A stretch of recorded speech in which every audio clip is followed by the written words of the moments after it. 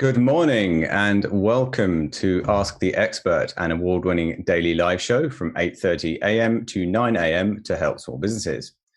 If you need any help, please ask the questions in the comments of the live feed. And if you need any more advice, please join the official Intuit QuickBooks SMB community group on Facebook. Accountants and businesses experts are on hand 24/7 to help you out.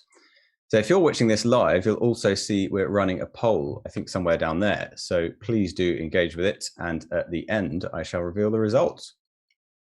So I'm going to give you a brief introduction to myself and then spend a few minutes talking about establishing good company culture, which I had to learn the hard way. So my name is Adam. I am CEO and founder of Claimer. I've previously founded and sold 2 startups. And Claimer basically addresses a pain point that I had with those 2 startups, and that was with R&D tax credits. Now, R&D tax credits is an amazing scheme for innovative UK companies, and it allows you basically to claim up to 1/3 of your R&D costs as a cash credit. And that can be in any industry, so any sort of industry with a science or tech-based basis. And Claimer essentially uses tech to make claims around 10 times faster, easier, and around 6 times less expensive than you might otherwise find with a traditional tax specialist. So what's my background? Well, I did software engineering at uni. I was massively into tech and video games. And in the last couple of years of uni, I actually built a website called Video Gamer. And I got some friends to write some content.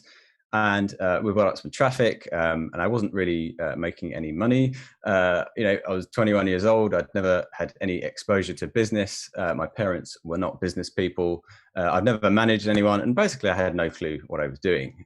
So I graduated uni after a couple of years later, and we worked really, really hard to get a contract with Virgin Media. And that was our first bit of revenue. And it enabled me to move out of my parents' house, and we basically ended up renting what I can only describe as a bachelor pad. And essentially, that was our office. Everything was bootstrapped. We're talking about IKEA tables and chairs and that sort of thing. We basically just plugged away for 8 years, slowly hiring, slowly expanding, and we ended up actually getting some traction, basically. And we ended up getting some big clients like Sony, Microsoft, EA, even like the guys behind GTA, Take-Two Interactive. And basically we grew to about 3.5 million unique users a month, and we got it into a profit-making position, which was awesome. Ended up being one of the largest, independent video game sites in the UK. And we won a few industry awards, which was marvelous. So after all of that, I actually ended up selling it to a brand new Swedish publisher, which I actually ended up joining as a co-founder. And we sold that to a Canadian PLC. Now, all that sounds great. And I obviously had some success with it, but I wouldn't say it was anywhere near what I was expecting at the beginning when I started the business. And these were my first startups, right? So it was not a smooth ride. We made a lot of mistakes, and I wasted an awful lot of time. And I'd say I could have probably done it in around half the time. And I always like to call it my extended university education. So I think failing is a great way to learn, actually, in many cases. And I mean, building my next startup was a dream compared to it. It was much, much easier. Obviously, still bumps in the road, but I could sort of navigate them much more easily. So, what were my biggest differences when starting those first businesses? Well, for me, that's easy. I wasn't a natural leader. I had no idea about the importance of establishing a good company culture. And once any culture is established, it's really, really hard to change it. You can think of it as sort of changing the foundations of a house. It's very, very difficult to do. And yet every company has a culture, whether you like it or not, whether you focus on it or you don't focus on it, it's there, right? So I think my biggest problem was really that I led intuitively, right? So I treated my team like they were my friends. And, I discovered the hard way, I think, that is a terrible idea. So I guess the next question would be why is it hard? Why is it difficult? So we have to sort of scale it back to what is a company really? So a company is a bunch of people brought together to deliver a product or service that brings value to a market. Now that doesn't sound so hard, but I think what is hard is the sort of fleshy sacks of meat you otherwise call humans. We're not robots. We've got different personalities, outlooks, ways of learning, ways of thriving, and everyone everyone has to be brought together in an effective way. And it's actually surprisingly difficult to get them to all meet together in the middle. And this gets exponentially harder as your company grows and has more staff. And you'll see it all the time. You see sort of nimble startups that sort of directly disrupt a particular industry, and then they become the companies they look to disrupt in the first place, at least when their company culture erodes, which often is the case as you scale. So what does good company culture actually look like? Well, I mean, I can tell you it's not just having a bunch of friends to get a 10 to scale. And actually, it reminds me of an anecdote at Claimer early on. So this reminds me of a time when I walked into the room, and a couple of my team members were discussing a product, a part of the product anyway, like a feature. And anyone else that walked in, they'd think they were having some heated argument, raised voices, that sort of thing. And I just had to take a moment. I sort of stepped back and smiled, and I just knew that our company culture was off to a fantastic start. And that's because they were living one of the company values we have to form an idea. And that value was called radical candor. And I'll go on about that a little bit later. But it reminds me again also of Steve Jobs, who used to have a fantastic, wonderful metaphor. And it was a real story of him and I think his uncle and this rock tumbler. And basically, they grabbed a couple of random jagged rocks from the garden, and they put them in a tumbler. They left it overnight, switched it on, and they smashed, they bumped, they rubbed up against each other, created lots of friction. But by the morning, what was left was a bunch of fantastically, beautifully polished stones. And this is really a metaphor for essentially a team that's working really hard on something they're really passionate about. And I think it's what it takes to build something of value. So a team needs a fundamental understanding of each other. They need to trust and to care about each other. They need to leave their egos at the door. And they need to deeply care about the company's vision. And if they do this, this allows them to criticize and disagree with each other, to make noise, and to even have arguments and fights. And the best idea ultimately has to win. No politics, no ego, no red tape. And it's not personal. Your team knows it. They have to know it. And there's a difference between a good idea, which is very common, and a great idea, which can transform an industry. The great ideas are like the polished stones. It's gone through a rough process, and it's kind of the process that not everyone's willing to go through. And so I think that's essentially an example of how powerful a company vision and value can be. But you can't force company culture. It develops organically over time. Your company culture is this basically a random collection of good and bad behaviors, of communication styles, of rituals, routines, processes, systems, and they're changing all the time. So how do you achieve that? How do you get to that point? Well, it starts right at the beginning with the founder or the founding team. You start with a vision and you start with a mission for your business. And you ultimately have to outline where you want your business to be and essentially quantify what that looks like within 3 to 5 years. After that, you basically need to be able to effectively communicate that to absolutely everybody. And that's usually good, but it's not usually enough to establish a conductive company culture. You need guiding principles that you can really ensure you hire the right people, that they behave the way you expect them to. And for that, you can put together a set of principles, initially just reflecting your own principles and values, and they evolve as you grow and you get more people on your team. And you can basically think of it like, every major decision should in some way get you a step closer to your vision. And the way you get there as quickly and efficiently as possible is through your company values with a motivated, productive, agile team. Now, the problem is values are open to interpretation. And that's not a good thing, because somebody may have a completely different idea to you about a particular value. And it's important the interpretation is clear. So each value should have clearly defined behaviors. So alongside the responsibilities to your team, these behaviors form the fundamental basis of your hiring, your assessment and your promotions, your firing. And you can write them down, but your team should be living them.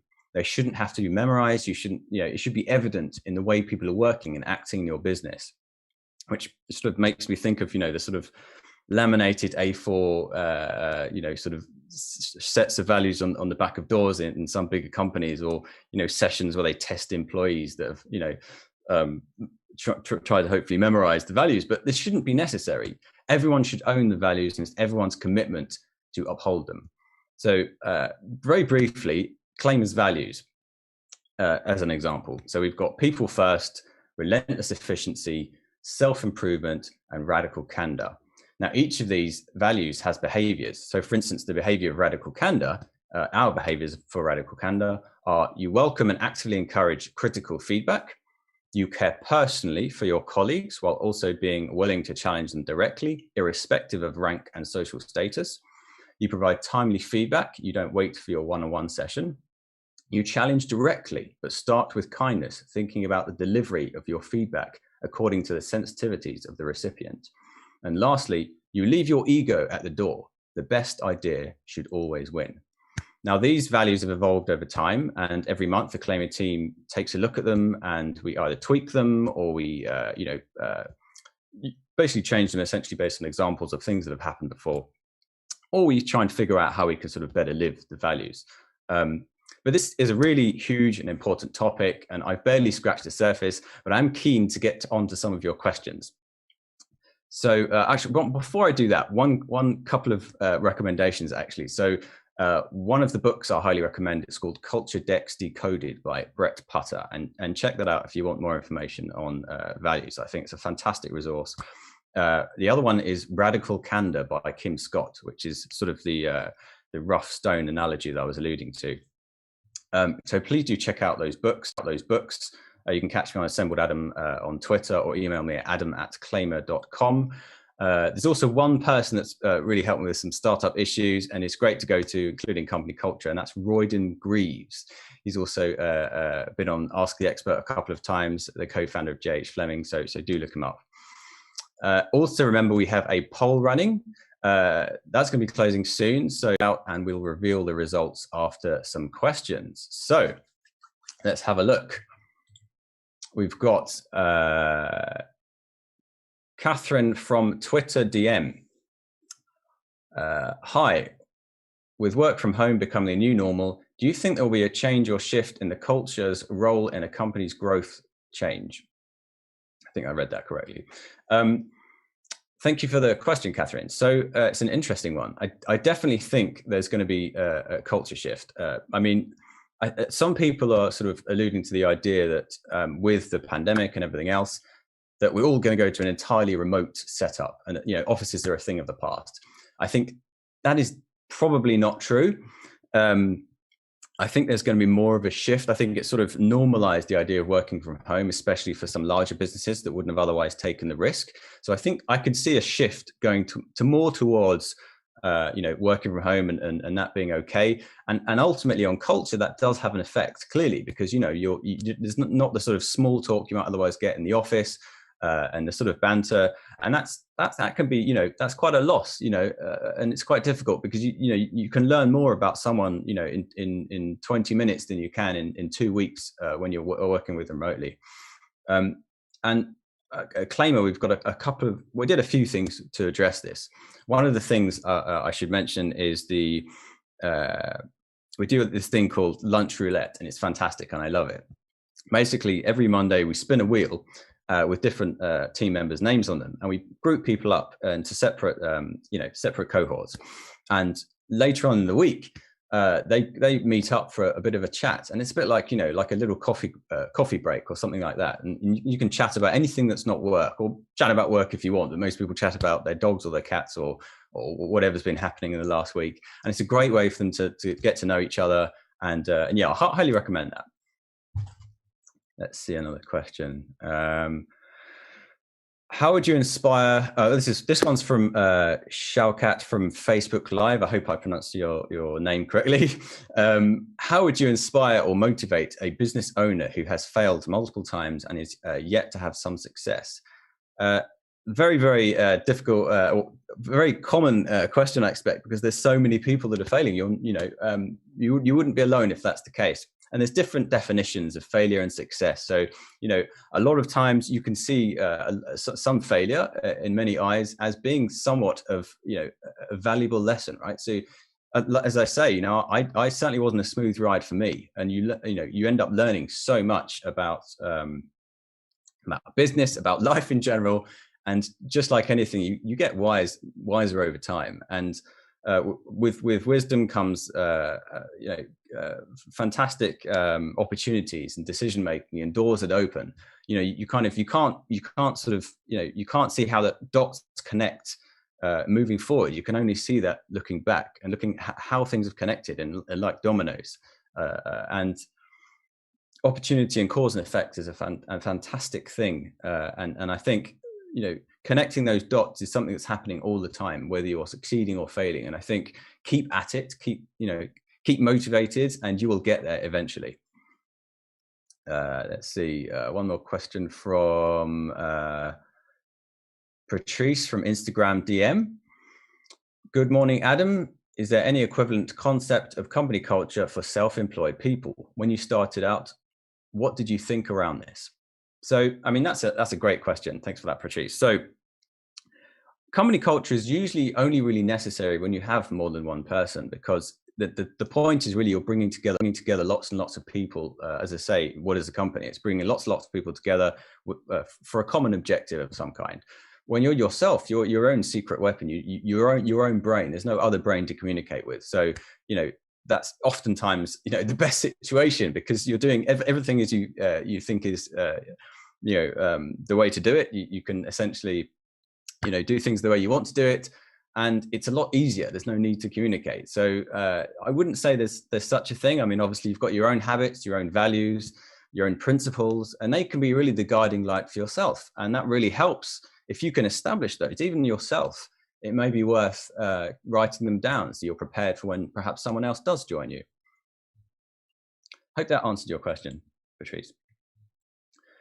Beth from Twitter DM says, hi, Adam. I'm sure you get asked this a lot. Can you share your top advice for startup owners who have this on their minds, how to build a company people want to work for? That's a really interesting question, Beth.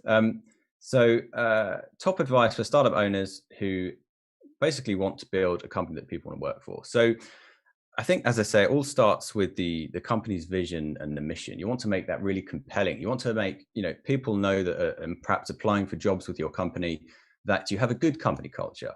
And there are some telltale things that you have a good company culture. I mean, the fact that you acknowledge company culture in the first time is a fantastic start, right? So I'd say listing some of your values perhaps on your job vacancies, or even listing some of the habits that you guys have established at the company.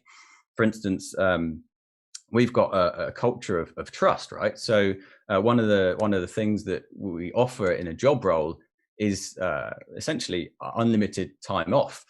And when I say unlimited time off, I mean studies have essentially shown that if you do make it truly unlimited, people don't tend to take it. So we actually have a minimum amount of time off. So you have to take 28 days. And if you don't take 28 days, they some of them carry over, but we try and acknowledge that every month you've taken at least a certain amount of holiday.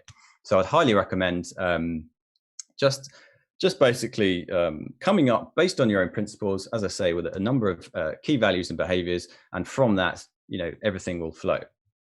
I hope that helped, Beth.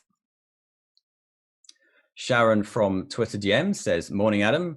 Honestly, I hadn't heard of R&D tax relief industry before. I think that's a typo. The R&D tax industry before. Sorry, Sharon. Does your company consult with small businesses and self-employed individuals? Are there any other options for us to get help from experts like you? So we do. I mean, R&D tax credits is our sort of lifeblood, right, at Claimer. So it's pretty much the only thing we do, and so we certainly do consult with that. Self-employed individuals, unfortunately, is a slightly different kettle of fish. It doesn't actually apply to self-employed individuals. You have to be a limited company running in the UK. In terms of other options for you, as I say, there are various people you can go to. There are accountants. I mean, actually, QuickBooks itself, as I say, they've got the Facebook group. So lots, you ask your questions there. It's always a great resource for finding out information for whether you're employed or self-employed rather, or running your own company. So do check that out. Shell Catch from Facebook Live has another question. How would you inspire or motivate a business owner who has failed multiple times? Oh, actually, I've already answered that, haven't I? Sorry about that. Edward from Twitter DM, let's try this one. Hi, Adam. I have just started a small agency with a partner and hired our first 2 employees. Are there any frameworks or models that we can build our company culture on? Frameworks. So I don't know off the top of my head any specific frameworks, but I don't think you need them. I definitely would start with reading that book I mentioned by Brendan Putter, Culture Decks Decoded, it's called. That's a fantastic start, and you don't have to overcomplicate it. I mean, you've got enough to do as a startup founder, right? So you don't need to add extra, frameworks and that sort of thing. I mean, leadership is hard enough as it is. So I'd say, check that book out. And as I say, one of the first things you want to do is really make sure that your company vision, your mission is on point, and you can really communicate that really, really well. Once you've got that, if there's only 2 of you, company culture will be a little bit easier, especially if you're co-founders. You tend to know each other a bit better, and it generally is a little bit more smooth. And it's really comes into the fore once you start hiring and you start sort of expanding your team. So as I say, write down the values, figure out, more importantly, the expected behaviors of those values, which is essentially your interpretation. And I would say go from there. Honestly, the rest will evolve over time and shape, and you'll essentially, I would say, you'll learn. Like any startup founder, there will be problems. It's not going to be perfect. You'll learn, and you'll figure it out, and you'll have a much better foundation than most other people do when they're starting out. So I hope that answered your question, Edward. Ruby from Instagram DM asks, have you made any changes in your culture deck since the pandemic hit? What a fantastic question. Have we made any? I'm just trying to think. What was it? March last year. So yes, we would have done. Absolutely. God, March last year. It's been a long time. We have certainly in that time. Yes. So obviously we've had to adapt to more of a remote working environment. And this has been a challenge for us, like I think a lot of businesses, in terms of lots of things, but company culture being one of them. In fact, I think there's probably four or 5 staff that we've hired that I've not even met before, which is a completely new concept to me. It also, is a fantastic opportunity, right? We can hire from a greater number of places and that sort of thing. In terms of how we edited things, absolutely. So as I say, we've introduced a few more things. Mainly around how to sort of motivate ourselves and keep ourselves, one of our values, as I mentioned, is self-improvement. And, this is kind of really important when it comes to, philosophically speaking anyway, when it comes to working and sort of surviving through a pandemic and through hard times. So the answer is yes, we have modified them. And it's something that, your values are constantly evolving. So, do always sort of keep revising them every month. As I say, as a team, we look at how we can improve the way that we describe the behaviors. Is our interpretation on point, etc., etc. So I would say, yeah, keep an eye on them. They're always moving and changing and evolving, especially the behaviors. So I hope that answers your question, Ruby. So let's have another couple of questions. So Marianne, from Facebook Messenger says, hi, Adam. As someone who's applying for a job in a new company, preferably a startup, how can one determine or gauge the culture of the place? Okay, so not everyone lists things about their culture in their job spec. So as you say, it can be quite difficult to determine that. So one of the best ways is to really try and get an insider view of what it's like. And one of the fantastic ways to do that is to check out a site called glassdoor.com. Now, look it up, but basically it does list sort of job ads and that sort of thing. But another thing it does is it has anonymized reviews of the company from insider employees. It's also got things like payroll, or not payroll, amounts people are paid, their job positions, that sort of thing. And it's a great sort of insight into the company and what it's like to work there. There's even like a rating of the CEO, what was the interview experience like, that sort of thing. And you can get a lot of insight into the sorts of things that you will get asked at the interview, the sorts of prospects there are for when you're joining up and you're sort of, you've got, if you want a career there, what's it going to look like? What's the kind of trajectory like for you? And I think that's a great way. I mean, ideally, even better would be if you can sort of connect with someone on LinkedIn and how long have the people been there? What do they say? Do they have any endorsements? That sort of thing. So I would basically, do your own sort of private investigation into the company and make your own sort of interpretation that way. So we've got one more question we're going to take from Rafa from Instagram DM. What are the red flags to look for when it comes to a toxic work environment? Can an employee change this, or would it need come from senior leadership? Would it need come from senior leadership? I think I understand the question, Rafa. So what does a toxic work environment look like? So toxic work environment. So these typically have what I would only describe as office politics. So, people are sort of speaking behind each other's backs. There's sort of infighting, and when I talk about fighting can be a good thing when somebody's trying to come up with a good idea, but it can also obviously be a very bad thing if there's lots of egos. There's sort of people are really quite self-interested and in it for themselves. Sort of trying to get pay rises, and it's really not. Yeah, it's normally really quite obvious when it's not working. To be honest, it's more that's the norm is it not working as opposed to working really well. So not all cultures are obviously toxic, but a lot of them are dysfunctional, I would say. So you sort of also alluded to the idea of can an employee change it? I'd say it depends on the size of the company and how connected you are to the the management and the foundation of the company. So if you've got the founder's ear and it's a very small team, I'd say that you have a very good chance of being able to change it. And I think the biggest thing to note here is communication, right? So you want to make sure that you communicate your issues or your observations with the founder, and perhaps point them towards Culture X Decoded or one of the other resources, and check them out. Give them this video, for instance, once it's recorded, and hopefully they can start to adjust things in the right direction. So that was the last question. Thank you very much, Rafa. That was fantastic. So let's see, we're going to check out the poll, I think. So the poll this today anyway was, are you optimistic about your business growth in 2021? And the results are in. So drum roll, please. It looks like 67% of you said yes, and 33% of you therefore said no. Okay, well, for those of you that mostly said yes, fantastic. I think you're right to be optimistic. I think we've got a great opportunity ahead this year. For those of you that said no, it's completely understandable in the world we're living in right now. But I tend to take a bit of a stoic view to this, especially when it comes to business. Think of restrictions and limitations as opportunities that sort of forced you to get creative. For example, the worst thing you can do with a project is give it sort of adequate funding, give it all the time it needs. And, all of this sort of stifles innovation and creative thinking. And often you end up with a subpar result.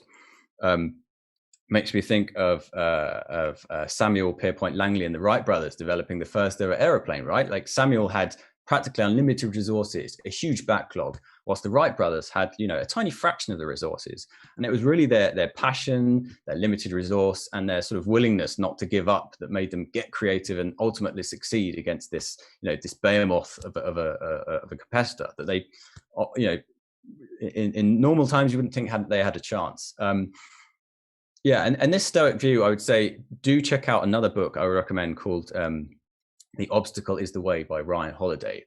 And for hard times, it's a fantastic resource, and it really makes you look at the bright side, because an event is an event and it's you that labels it as good or bad. So that's almost time up for me. And I would just like to introduce tomorrow's speaker. So tomorrow we've got on Ask the Expert, the Impact Guru, or Esther Stanhope. Tune in to get advice on how to look good on camera, especially important these days on Zoom, and how to up your game in pitches, presentations, and remote meetings instantly. Also, a quick reminder that if you need any more advice, please do join the Intuit official Intuit QuickBooks SMB community group on Facebook. Accountants and business experts are on hand there 24/7 to answer your questions. So thank you very much all for tuning in. It's been a pleasure hosting today's show.